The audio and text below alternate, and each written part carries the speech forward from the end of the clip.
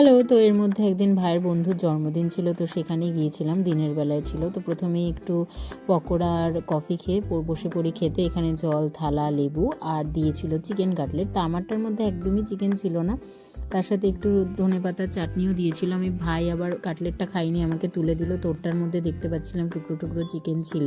তারপর দিয়েছিল কড়াইশুঁটির কচুরি আর চানা মশলা, এটা খেতে দারুণ হয়েছিল। তারপর দিয়ে দিয়েছিল ভাত এবং তার সাথে দিয়ে দিয়েছিল ভেজ ডাল, এবং এর সাথে খাওয়ার জন্য দিয়েছিল চিড়ে ভাজা বাদাম দিয়ে। তো এটা দিয়ে খেলাম।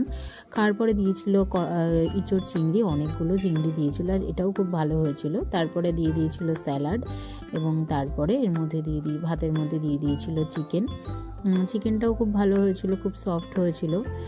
তো তারপরে দিয়েছিল চাটনি, পাঁপড়, মিষ্টিও ছিল, মিষ্টিটা আমি খাইনি, আর আইসক্রিমটাও আমি নিইনি। তো এরকম ভিডিও ভালো লাগলে প্লিজ লাইক করো।